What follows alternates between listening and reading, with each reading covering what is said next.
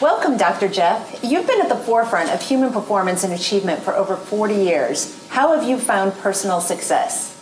Well, my way that I found personal success in so many different areas. I've been successful in healthcare, I've been successful in athletics, I've been successful in business. And I can honestly say that, first off, I've always had a blueprint that I followed that was able to show me where I am and where I'm headed. And I also had really good mentors that were there to help me with technical decisions that I needed to make. And probably the most valuable person that I had was a cornerman. And that was the person that was in my life that helped me with the life challenges of being able to move forward with confidence and certainty towards my bigger future. So beyond having been an Olympian yourself, you've worked with top performing individuals like Sir Richard Branson, Tiger Woods, Maria Sharapova, and even U2. So what did you learn about winning from people like this? Well, what I've learned from the high performance people that I've worked with, U2, Maria Sharapova, Troy Gloss, the band, it's amazing what I've learned, but actually what I learned is this, is that they need help too. And they need really great guidance from people that really understand the process of what it takes to be able to create greatness, which is why I was there. And the other thing is that success is never an accident. It's the very deliberate outcome of very specific actions that are consistently applied.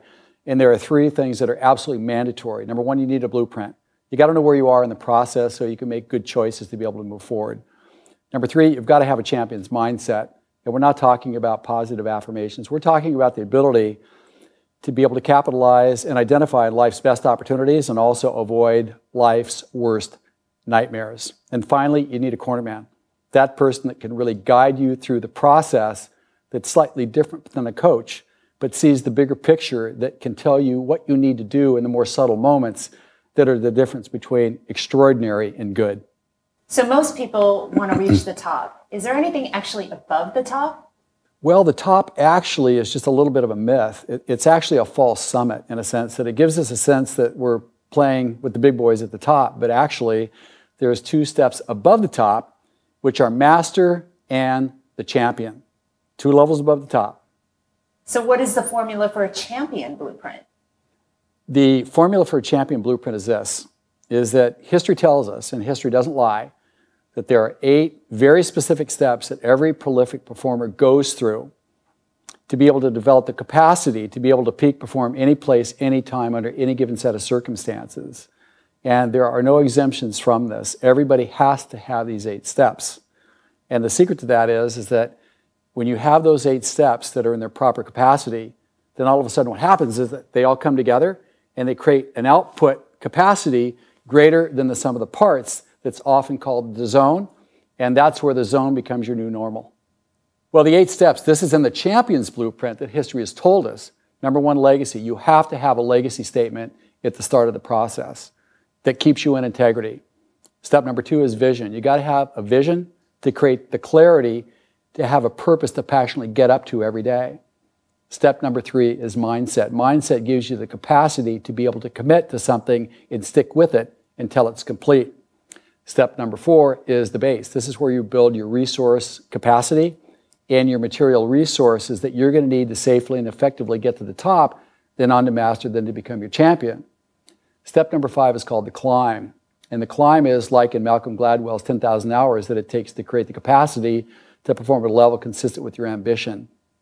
Step number 6 is elevation. That's once you've had your breakout performance where you perform at the level for the first time consistent with your ambition, you have to learn to be able to make that your new normal. Because that's not the top. That's really a breakout. You're still only a one-act wonder. So step 6, elevation, is to repeat the breakout performance so you own the technical process. Step number 7 is adaptation. That's where you are now playing with the big boys at the top. Most people aren't ready for the acceleration and intensity of responsibility that's required at the top. If they make it past the top, then they have mastered the process of success creation by merging their personal ability with their technical ability. And at that point, then you're in step number 8, which is called ride the wave. This is where you have mastered the success process, where you can pick and choose your greatest ambitions, and this is where you can add the most significant numbers of successes to your legacy. So once you're riding the wave, is it difficult to stay on the wave? Once you're riding the wave, it is not difficult to stay on the wave if you have a cornerman. and if you know how to ride the wave. Because I can tell you this, is that many people have succumbed to the seduction of success intoxication. And the one thing that they were missing is that they did not have a corner man that told them that it was coming, which makes them vulnerable. And that's something every successful person should fear. The punch that they don't see that's going to take them out. And that's success intoxication. So tell us, what is a corner man and how does he or she help create a champion? A corner man is very different than a coach. A corner man is always there. A coach is there only at a specific time. A corner man is interested in the bigger picture and interested in the principles, where the coach is only interested in the tactics and the plan. A corner man is generally older than 60. You've got to have your kind of scar tissue that you have gained in life's process so that you can recognize the patterns as they show up and know what principle to apply to the pattern. It's not a matter of linear, just getting to the goal. It's a matter of, in a very sophisticated way, negotiating that process. And those are the fundamental differences between a corner man and a coach. So how do you find a corner man? How do you find a corner man? Great question, because they are tough to find. 10 great coaches equal 1 corner man. First thing is to ask other people, who are you using to guide you through the process? Then you decide, is it technical guidance, or is it anytime, any place, under any given set of circumstances guidance? That's what the corner man does. And if you find someone that meets that qualification, then you want to interview them and let them know what your needs are and what you're looking for, and listen to their qualifications and see if there's a fit. And if there is a fit, then you would like to hear from them at least some type of indication as to how they see the relationship moving forward. And if it seems like there's affinity, then you could at that time engage the process. It's possible to have different corner men throughout your life because there's different decades that we go through that have different levels of importance. But the corner man, again, has an overall vision. He's interested in the whole, where the coach is interested in the part. The coach is interested in the future, where the corner man is interested in the now. So the main point is here is that there needs to be someone that is overseeing the entire process that could talk about any subject matter that has been successful in a variety of different things, that has helped people in a variety of different areas become extremely successful. That's the criteria. And as a person starts to lose their effectiveness, then you're perhaps at a time where a new person, to be able to take the new you, needs to be now part of your team. I have several cornermen like right now that I work with. As a matter of fact, my very first cornerman I had when I was 18, and he was 75. He was a Victorian, and it was a perfect fit, believe it or not, because he's the guy that told me to turn right when I wanted to turn left. The guy saved my life, and I owe to my cornerman everything. The Olympic team, the university training, the things that I have done of distinction, I owe everything to my cornerman. Did you realize it at the time how valuable he was, or is this age and like the time, perspective looking back on your life that you realize what he did for you? I knew exactly the value of my cornerman because the last time I saw my dad when I was 13, and I found out that he died homeless on the streets of New York City, but he was a genius. And so the lesson is that will and talent aren't enough. It never has been and never will be. There needs to be the voice of sobriety that's guiding the process. So I knew immediately that he was the person because I was willing and I was coachable, and I knew that I couldn't win alone, that I needed that level of guidance, but I needed somebody more than a technical coach. I needed somebody that understood the process of life to be able to guide me at a very vulnerable time in my life where I had every strike against me and I could have gone in many directions. And the good Lord put him in my life at the right time that made the difference. How does the mind of a champion differ from the mind of someone struggling to achieve? The mindset difference between a champion and someone in process that's struggling is quite different. And we all have a critic inside of us, which is called the human blueprint that we're born with, that gets every dibs at every bit of information first. And it's the critic that wants to talk us out of everything. And if we listen to it, then there's no chance that we can have anything better than repeating history. And champions really aren't born. They're coached and they're bred. And they have learned to apply a set of responses to life's circumstances that guarantee that they will be able to move forward unimpeded towards their bigger future. So really, the champion's mindset is more than just positive thinking. It's about applying proven actions and principles to circumstances that historically have needed a correct solution that they knew the answer to, and that's the difference. And the only way that you can maintain that is really through its application. You cannot think your way to a better space. You can only achieve your way through the actions that you apply day in and day out. So are you saying that it's possible for absolutely everyone to become a champion?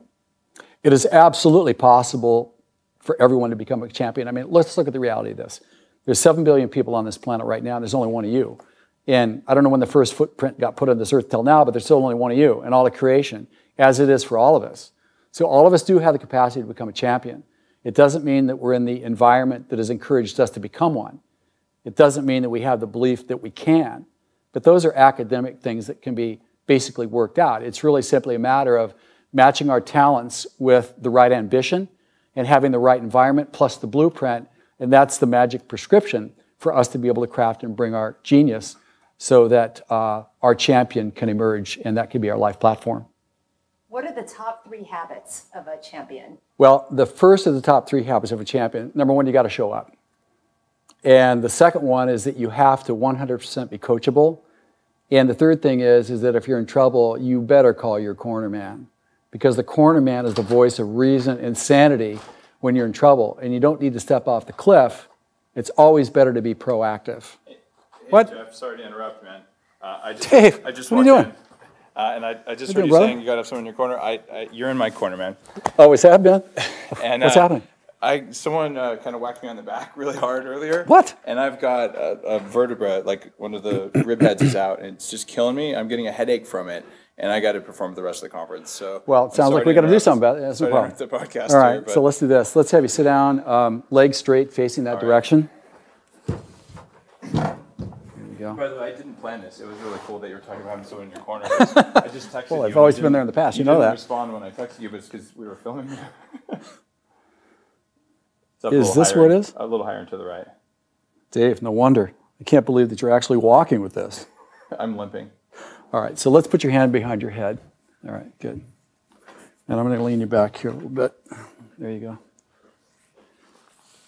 It's one of my favorite World Wrestling Federation moves here. Okay, I'm going to ask you to take a breath in. Good, and let it out. Oh my gosh, did you hear that? Yeah, like 4 of them. Wow, that feels better already. Well, you know what? We still got a little something up here in the neck. Let's have you sit up if you would, and sit in the chair here. You're moving a lot better there. Yeah, actually, it feels different already, but you're right, the neck is still out. Okay, so hold on here.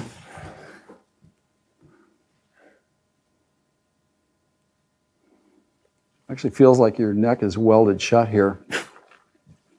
It was fine this morning. It's really interesting how fast it changed. Okay, just drop your head there. There you go. Oh my gosh, did you hear that? That was like a seismic event. Unbelievable. That was like an epicenter here. Okay, let's try this side here. Yeah, the other side isn't quite balanced now. I always love a self-diagnosing patient. It makes my job so much easier. Oh yeah, we got number 2 here for sure. Right there, so just gently, good, drop, turn over here. There we go, like that. Oh there we go. Gosh, that was like perfect.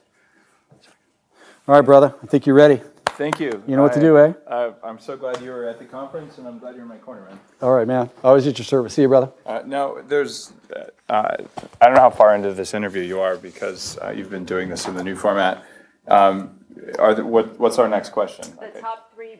for kicking ass in life. Yep. All right. How do you kick ass? So we didn't script this at all. I literally had problems here, and I'm not. That's where the best stuff shows up, you know. Can you guys hear me okay? To ask the final question? Yes. Okay, cool. So top 3 recommendations for kicking more ass. I mean, we've been working together for a while. Yeah. I mean, I think I probably could guess, but I want you to just tell the audience what for top kicking 3 things. Well, number 1, you got to start the day off strong.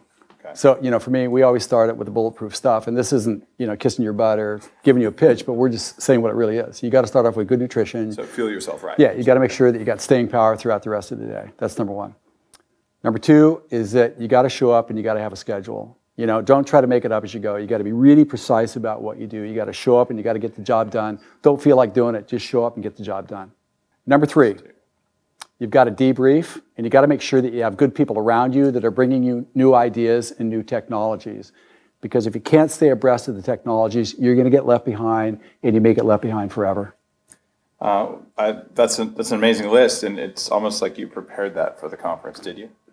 Dave, you just showed up here. We're making this up. I mean, one of the reasons I'm doing the conference, which is just an enormous amount of work. I mean, you've seen how big it is this year. It's crazy. Congratulations. What an amazing success. Thank you. Like, I need that for my own performance. So I've got all the people I wanted to be around.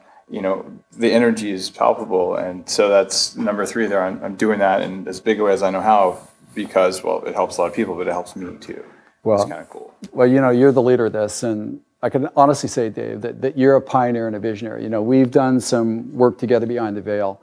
And what I do know is that you're ahead of the curve, but now people are starting to catch up to you. Well, it's an amazing thing to be able to see the acknowledgement that you so well deserve coming your way. Now just in little trickles, but now we're talking tsunami. Great to see that. And you probably haven't heard this yet, but we signed the lease on our first coffee shop in the West Side in LA last night. Congratulations, man. Santa Monica and Venice. So it's Congratulations, man. All right. All right, brother. We'll connect some more. I got to go to my next meeting. Understood. You have more of your interview. Always, thanks for stopping by. Super. Always a pleasure, brother. All right. All right, be well.